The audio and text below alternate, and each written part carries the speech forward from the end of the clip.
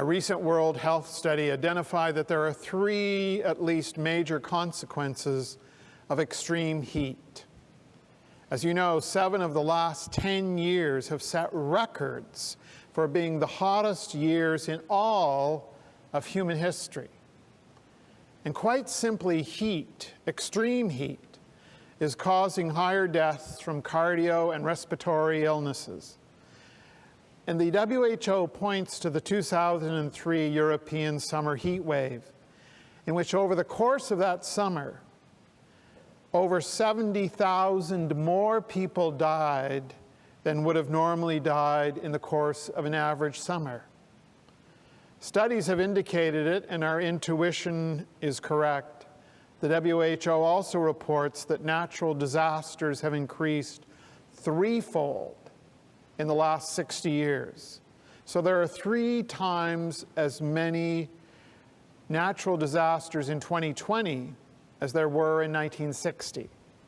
And lastly, they note that their malaria, which is highly influenced by climate change, is now killing 400,000 people in the world every year.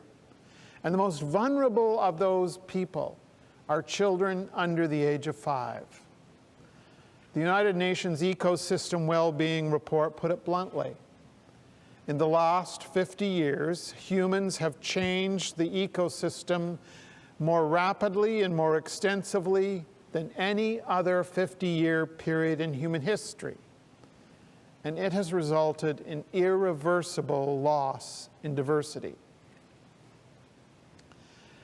The first time I can remember seeing a rainbow that I can remember was on a Sunday drive that my parents took over to Niagara Falls, about half an hour from our house.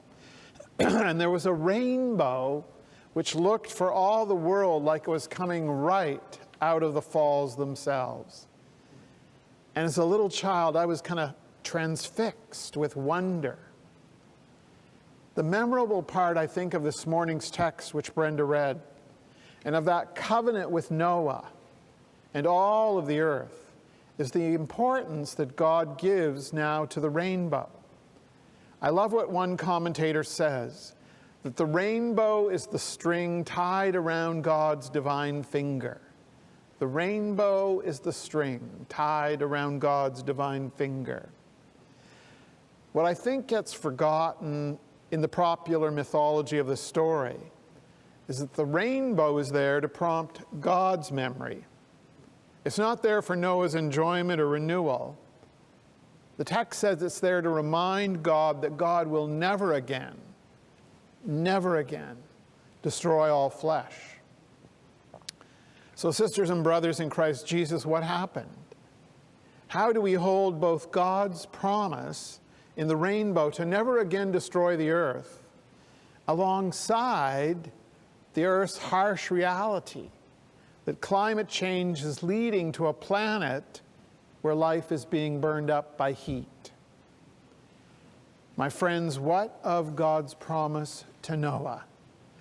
One theory might be, and one that fits the kind of pattern of Noah and the great flood story, is that God lets all of human life go, but keeps this remnant in place, most likely in the mid-latitudes, according to climate scientists. And from that remnant, like Noah and the creatures on the ark, the new earth begins. And once again, the rainbow comes out as God's promise. The flood destroys all of the earth, all living flesh, except for Noah and those animals on the ark. And God makes a new, presumably lasting covenant, remembers the human condition, sets a rainbow in the sky as a reminder, and promises never again. But as one person asks, what went wrong? Like the generation of Noah's day, it was us. We went wrong. With industrialization in the world, we turned a dark corner of destruction, which was not coupled with renewal. And now we're paying the price.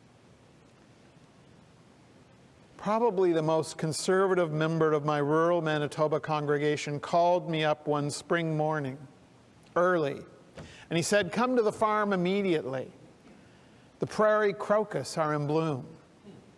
So I raced out there, and to my surprise, he kept 25 acres of farmland right on the Assiniboine River, untilled, original, untouched prairie land. And on that land was this magnificent, beautiful display of crocus. And we stood there for an hour or more, sipping our coffee, wandering among these beautiful flowers. In his daily meditation this week, Catholic mystic Richard Rohr highlights what he calls, or what is called, the great chain of being. The idea that life is a chain, and on one end is the divine creator, and on the other end is the earth.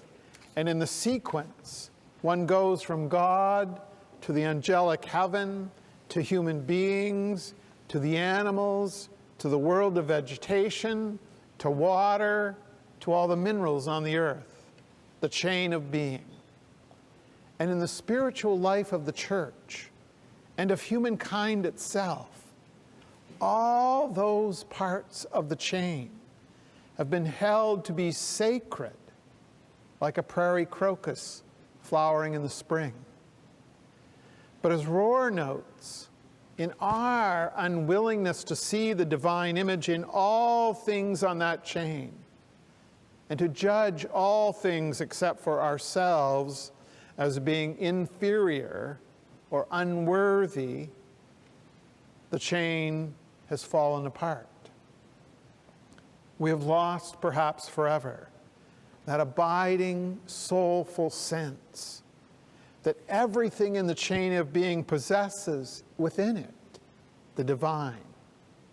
And in that quest for human superiority over all living things, we have decided that it would be better to burn up our life on this tiny planet than to see God in all things and make those necessary and difficult changes if we and the earth are to survive. One September at the cottage in northern Ontario, a forest fire erupted not more than 200 meters behind the cottage. And I'll never forget how the pine cones shot off from the burning jack pines like somebody had launched spacecraft. And from those pine cones came amazing new life, even as the forest itself was burned and now dead. And after a massive lava flow in 1984 from Mount Killalua, the rain interacting with the lava produced plant food and seeds that were airborne, and spores brought by the wind brought much amazing new growth, to the point that within just 5 years, 3/4 of that lava flow was now covered with lichens and moss. God saw the rainbow.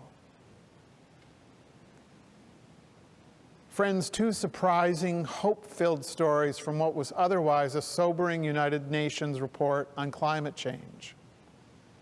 On 29 July of 2019, Ethiopia planted in a single day 350 million tree seedlings, a one-day record in the world. The forest cover in Ethiopia is down from 15 million hectares to 12.5. And the government there is committed to adding 7 million new hectares of forest cover in the next 9 years. And then who has heard of what is happening in Morocco? Morocco. They have installed the world's largest solar energy plant in the world. They have been planting olive groves and argan trees to stop the spread of desert over arable land. And Morocco was named just in 2018 as the second best country behind only Sweden in the World Climate Change Performance Index. Rainbows still appear in our tiny planet home. The question is, will God remember? Will we remember?